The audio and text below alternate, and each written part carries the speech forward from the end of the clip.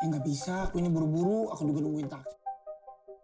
Patwal yang mengawal iringan mobil RI 36 yang diperuntukkan untuk utusan khusus presiden kita, Bapak Raffi Ahmad, terlibat cekcok dengan supir taksi Alphard di tengah jalan. Gue yakin teman-teman yang nonton video ini pasti setidaknya pernah mendengar, membaca, atau menonton langsung semua rangkaian peristiwa ini. Beberapa hari terakhir pemirsa, media sosial diramaikan dengan video seorang polisi Patwal yang membuka jalan untuk iring-iringan mobil berplat nomor RI 36. Video ini menjadi sorotan karena sikap arogan Patwal yang menunjuk-nunjuk pengendara lain yang dianggap menghalangi mobil pejabat tersebut. Oke, peristiwa ini akhirnya menuai banyak kritik dari masyarakat, tapi ada juga yang membela. Salah satunya Dr. Tompi. Menurut Dr. Tompi, sah-sah saja pejabat didahulukan mendapatkan prioritas di tengah jalan karena mereka sibuk banget dan mereka benar-benar bekerja secara sungguh-sungguh. Nah, yang jadi plot twist adalah beberapa saat setelah Dr. Tompi mengeluarkan tweet tersebut, Raffi Ahmad akhirnya mengeluarkan pernyataan di publik. Pertama, dia mengakui bahwa mobil dinas Lexus LX 600 itu adalah mobil yang diperuntuk untuk kegiatan dinas dia sehari-hari. Kedua, dalam kejadian itu, dalam peristiwa itu, Raffi Ahmad juga menyatakan bahwa dia tidak berada di dalam mobil. Mobil itu dipergunakan untuk menjemput dokumen dan menjemput dia untuk meeting selanjutnya. Alias ya, mobil itu kosong. Nggak ada di dalam mobil gitu ya? Ya, jadi kawan aja memang kita lagi meeting kesana sini, itu mobilnya lagi ambil arsip ya biasa. Kita lagi meeting, mobil ambil arsip, mobil ambil dokumen, gitu kira-kira. Ya, lu bayangin jadi dokter Tompi ya, udah pasang badan untuk belain temen lu, taunya ditikung dari belakang, ditikam dari di belakang, didorong dari belakang. Semoga ini jadi pelajaran kita semua ya, kalau pejabat publik itu nggak ada gunanya dibela gitu loh. Ya kan? Lalu hujatan dan kritikan semakin banyak. Pihak polisi sudah mengakui kesalahan dan meminta maaf. Patwal sudah ditegur. Akun TikTok yang mengunggah pertama kali video itu juga sudah menghapus video. Dan anehnya dia minta maaf. Gue rasa dia nggak perlu minta maaf karena menurut gue dia berjasa sangat besar sudah mengupload video itu ya. Gue berterima kasih atas video itu. Jadi bisa kita bilang semuanya sudah minta maaf. Yang salah udah minta maaf, yang nggak salah pun ikut minta maaf. Dan yang paling bertanggung jawab atas peristiwa itu, Raffi Ahmad juga sudah minta maaf, Bapak Ibu semua. Bedanya Raffi Ahmad minta maafnya bukan ke publik, tapi ke mayor. Semuanya sudah dikomunikasikan juga sama Pak Seska, sama Mayor Teddy sudah komunikasi. Pokoknya kita sudah diingatkan semua lah. Intinya apapun pengawalan, apapun itu ya kita terima kasih. Bang Raffi Filsafat, maksud gue Raffi Ahmad, Anda itu melakukan kesalahan bukan ke Mayor Teddy. Bukan Mayor Teddy yang dirugikan atas kejadian itu.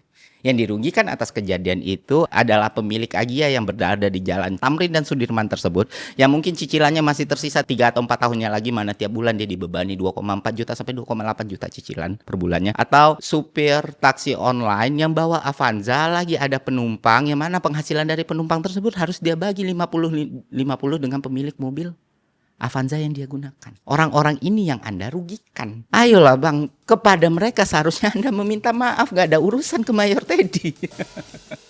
Tapi ya sudah, gue gak mau ikut menghujat, memaki, mencela, mengata-ngatai, atau memarahi. Enggak. Itu semua sudah kalian lakukan gitu. Yang mau gue racik dan ramu sekarang adalah sesuatu yang sedikit berbeda, yang jarang dibahas di lini masa. Jadi hidangan yang akan gue sajikan kepada kalian hari ini adalah bukti absolut kesalahan mobil RI 36 di kejadian Tamrin dan Sudirman menurut peraturan dan perundang-undangan. Jadi selamat menikmati.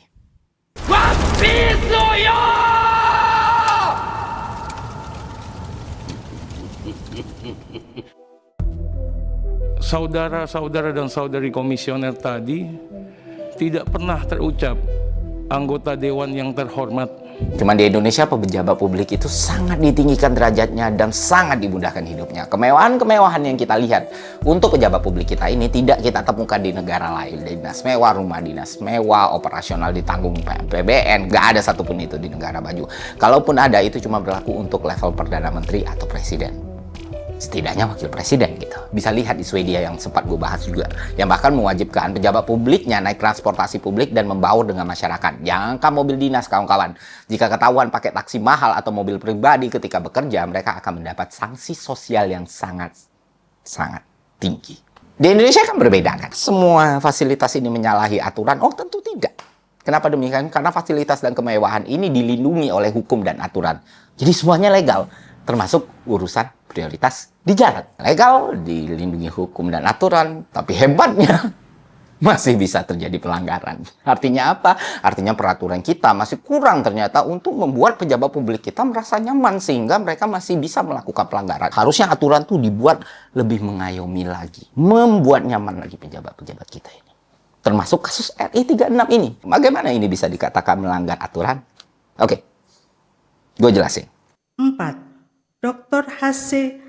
Raffi Farid Ahmad sebagai utusan khusus Presiden bidang pembinaan generasi muda dan pekerja seni.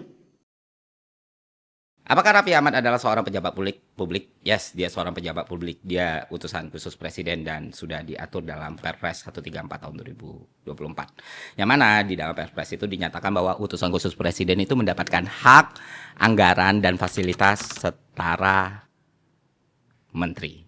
Kalian tahu nggak, di Indonesia itu ada dua hal yang diatur dalam peraturan dan perundang-undangan kita. Masalah ini nih ada dua hal yang diatur. Pertama, soal hak prioritas. Kedua, soal pengawasan. Soal hak prioritas ini diaturnya di mana? Di Undang-Undang Nomor 22 Tahun 2009. Kalau di peraturan pemerintahnya ada di PP 43 Tahun 1993. Nah, di aturan kepolisiannya ada di Nomor 4 Tahun 2017. Kalau kita baca undang-undangnya di Undang-Undang Nomor 22 Tahun 2009 itu, kita akan menemukan nih siapa saja orang-orang yang berhak mendapatkan hak prioritas. Tapi sebelum itu kita harus mengerti dulu hak prioritas itu apa. Hak prioritas itu adalah hak yang diberikan kepada beberapa golongan untuk diprioritaskan atau didahulukan ketika berada di jalanan publik. Privilege seperti itu ada 6 golongan. Ya katakanlah damkar, ambulan, keselamatan, dan beberapa poinnya lagi termasuk pimpinan negara atau pimpinan lembaga negara. Apakah menteri adalah pimpinan lembaga negara? Tentu tidak, teman-teman. Jadi silakan belajar lagi di yang mana dikatakan bahwa pimpinan lembaga negara itu diatur melalui Undang-Undang Dasar 1945 dan UU, sedangkan kementerian itu diatur di pasal 38 tahun 2008 melalui undang-undang. Jadi ini dua hal yang berbeda. Jadi menteri itu bukan pimpinan lembaga negara ya. Ini juga masih ada orang yang sering salah paham. Golongan-golongan inilah yang akhirnya mendapatkan hak untuk diprioritaskan atau didahulukan ketika berada di jalanan. Itu satu, hak prioritas. Kedua, fasilitas pengawalan. Jadi kalau ada aparat tuh mengawal pejabat, pakai ajudan, pakai protokoler dan sebagainya, itu juga dilindungi hukum ternyata. Ada juga aspek legalnya gitu. Setelah di peraturan Polri nomor 4 tahun 2017, yang mana di situ kita bisa lihat tuh rangkaian pejabat yang punya fasilitas untuk dikawal. Ya, misalnya kayak bupati, gubernur, termasuk menteri, ya kan. Nah, kalau kita balik lagi sama konteks Raffi Ahmad karena dia setara menteri, apakah dia punya privilege atau fasilitas untuk dikawal? Iya, dia punya untuk pengawalan. Nah, di sini seringkali disalahpahami bukan cuma oleh pejabatnya tapi oleh publik itu sendiri, teman-teman. Ketika negara ini memberikan lu fasilitas pengawalan, itu tidak berarti otomatis lu memiliki hak prioritas di jalan. Artinya walaupun lu dikawal sama forrider, dikawal sama polisi, kalau lu bukan pimpinan lembaga negara, lu bukan orang damkar, lu bukan tamu negara, maka tidak ada satupun aturan di Republik ini yang mengizinkan lu untuk diprioritaskan dibanding pengendara umum yang lain. Fasilitas pengawalan dari kepolisian itu tidak sama dengan hak prioritas. Gue tegaskan di sini, teman-teman, satu hal yang sering kita luput adalah padahal ini sangat simpel, yaitu pengawalan dan prioritas di jalan itu adalah hal yang berbeda. Tidak ada satupun aturan atau dasar hukum yang mengartikan bahwa di dalam aktivitas pengawalan maka pihak yang dikawal wajib mendapatkan prioritas di jalan. Pengawalan berarti perlindungan, bukan pengutamaan. Orang yang dikawal harusnya aman, bukan harusnya didahulukan. Yang didahulukan dalam undang-undang kita yaitu tadi damkar, ambulan, mobil jenazah, dan pimpinan negara, pimpinan lembaga, dan lain sebagainya. Ini yang seringkali kita luput dalam memahami konteksnya. Itu berdasarkan aturan, tapi ada celah nih, teman-teman. Celahnya ada nih di UU nomor 22 itu di poin terakhirnya, di poin G kalau nggak salah. Ternyata disebut berdasarkan kepentingan tertentu dan diizinkan sama Kepolisian Republik Indonesia, hak prioritas bisa dilakukan. Nah, tapi kan ini sangat luas sekali, sangat lebar sekali, dan sangat karet sekali ya. Dan perlu juga pembuktian langsung di publik gitu loh. Dan ketika itu dilakukan, jelas publik butuh pembuktian yang konkret. Kalau ini memang benar-benar harus diprioritaskan. Tapi mari kita ngomong fair, dengan adanya poin ini, semua hal tadi bisa nih, karena karet banget kan, bisa lah dimasuk-masukin gitu. Jadi kalau dengan poin itu berarti bisa saja Raffi Ahmad tidak salah ya Bang? Oh, jangan takut. Masalahnya yang dilakukan Raffi Ahmad itu bukan cuma soal yang pertama ini. Ada lagi sesuatu yang tidak bisa dielakkan atau dihindari oleh Pak Raffi Ahmad. Itu mari kita merujuk ke PP 43 tahun 1993 pasal 65 ayat ketiga. Di situ dinyatakan secara jelas yang namanya pengawasan itu baru bisa dilakukan kalau pengawalnya tahu orangnya ada di situ. Nah, konteks kejadian itu adalah seperti yang diakui oleh Pak Raffi Ahmad sendiri, dia tidak ada di dalam mobil tersebut, maka bentuk pengawalan dan bentuk prioritas berdasarkan PP nomor 43 tahun 1993 ini tidak bisa dilakukan karena itu melanggar pasal 65 ayat 3. Dan kalau kita tarik ayat keduanya juga masih berhubungan. Nah, disinilah letak kekeliruan RI 36 dan utusan khusus Presiden Raffi Ahmad. Sampai sini ada pertanyaan teman-teman? Oke, jadi mau minta maaf atau tidak itu haknya Pak Raffi Ahmad. Kalau emang mau dicari pembenarannya ya sangat bisa dilakukan gitu. Apa yang nggak bisa dilakukan di Republik ini BTW, jadi nggak ada kewajiban juga. Tapi kalau gue jadi Raffi Ahmad, jelas gue akan meminta maaf. Karena kan secara aturan itu udah jelas ya. Dan gue sudah melakukan sebuah kekeliruan ya. Oke, kita tepikan hal subjektivitas dulu. Tapi hal yang jelas dan absolut ya harus kita akui. Dan menurut gue, dengan meminta maaf itu akan meredakan banyak tensi dan gak perlu menyeret pihak-pihak lain yang tidak terlibat. Kedua, kalau gue jadi Raffi Ahmad kan berarti sekarang gue dikasih jabatan ya. Kalau gue dikasih jabatan itu berarti gue dikasih kepercayaan ya. Dan gue gak mau membuat malu orang yang sudah memberi gue kepercayaan tersebut. Dan menurut gue meminta maaf serta mengakui kesalahan bukanlah sebuah tindakan yang memalukan. Semua orang pernah salah kok, gue juga sering salah. Jadi ya fine-fine aja kenapa ini jadi sesuatu yang berat untuk dilakukan gitu.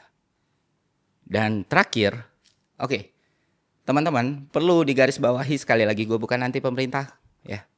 Gue senang kalau pemerintah maju, gue senang kalau pemerintah berhasil, dan gue bakal support kalau memang pemerintahan itu berjalan dengan baik. Bahkan untuk kebijakan non populer sekalipun, kalau memang dirasa perlu untuk diambil gitu. Tapi satu hal yang gue sadari selama bekerja satu dasawarsa sebagai bagian dari pemerintahan, kepercayaan publik adalah harga mati yang gak bisa ditawar.